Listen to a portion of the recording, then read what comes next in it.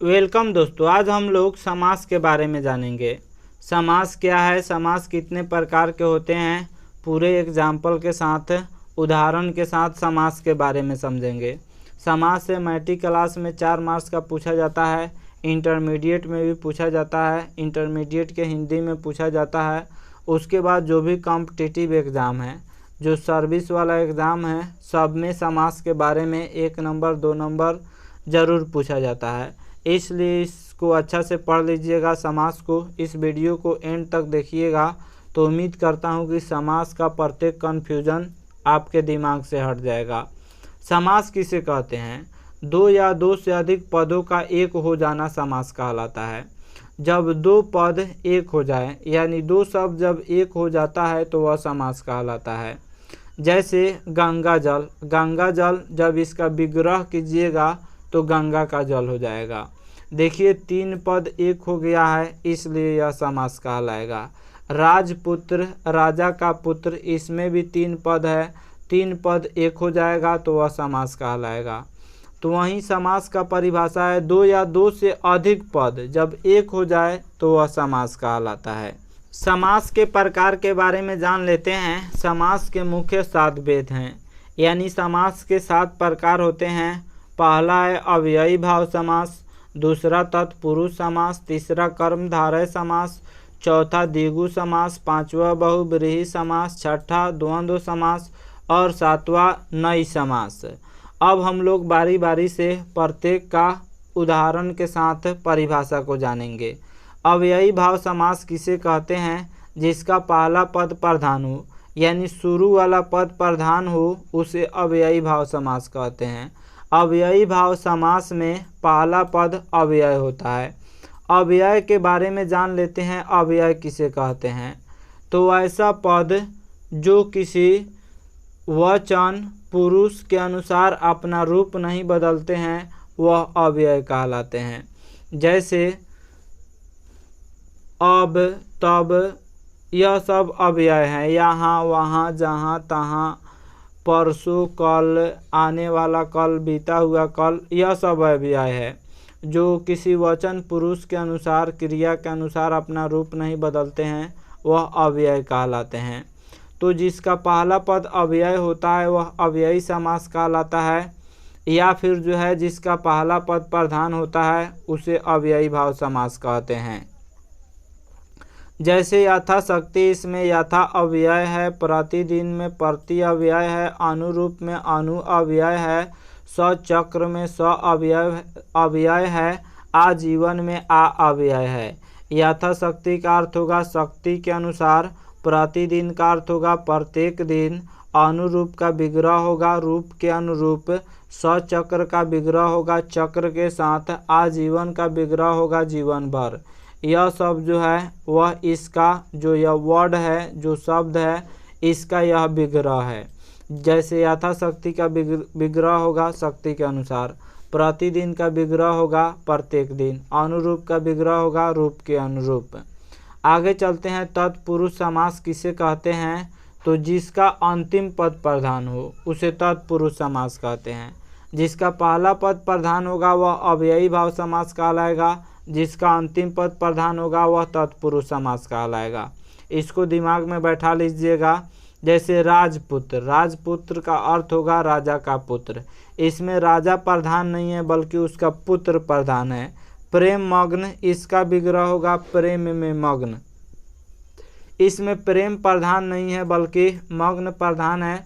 दानवीर, दानवीर का विग्रह होगा दान में वीर, इसमें दान प्रधान नहीं है बल्कि जो दान देने वाला है वह प्रधान है, अतः यह तत्पुरुष समास है। अगला समास है कर्मधारय समास। वह समास जिसमें विशेषण तथा विशेष्य का मेल हो उसे कर्मधारय समास कहते हैं। विशेषण का अर्थ क्या होता है? विशेषण किसे कहते हैं? जो संज्ञा सर्वनाम की विशेषता बताता है उसे विशेषण कहते हैं। जैसे अच्छा, बुरा, सुंदर, महान, नया, पुराना, यह सब विशेषण है। काला, उजला, सफ़ेद रंग के नाम, यह सब विशेषण है।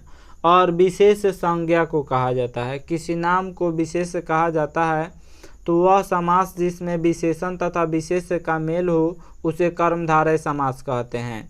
जैसे नव युवक, नया है जो युवक, यहाँ पे नया विशेषण है, युवक विशेष्य है, इसलिए यह कर्मधारय समास होगा।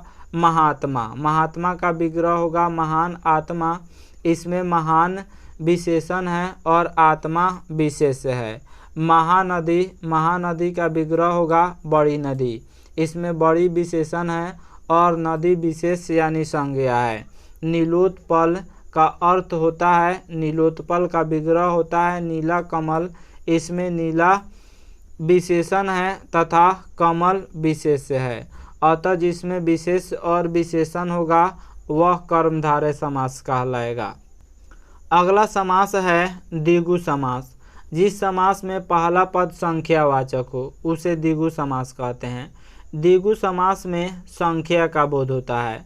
जैसे चौराहा का अर्थ होगा चार राहों का समाहार, चार राहों का समूह यानी चरपेड़िया, इसको आम बोलचाल के भाषा में कहा जाता है। तो जहाँ पे चार रास्ते आकर मिलते हैं उसी को चौराहा कहा जाता है।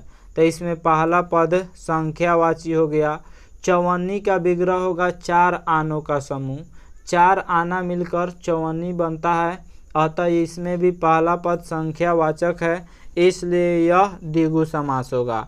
दशानन का अर्थ होगा 10 मुखों का समूह, उसके बाद चतुर्वर्ण का विग्रह होगा चार वर्ण, वर्ण का मतलब रंग होता है, तो चार रंगों के समूह को चतुर्वर्ण कहा जाता है, जिसमें पहला पद संख्यावाची होगा वह द्विगु समास कहलाएगा।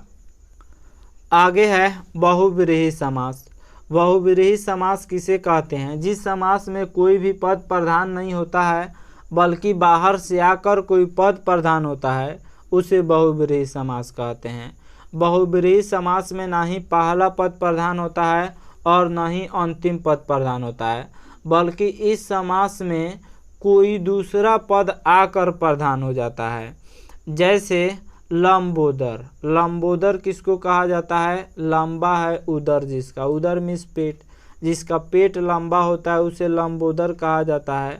तो किसका पेट लंबा होता है?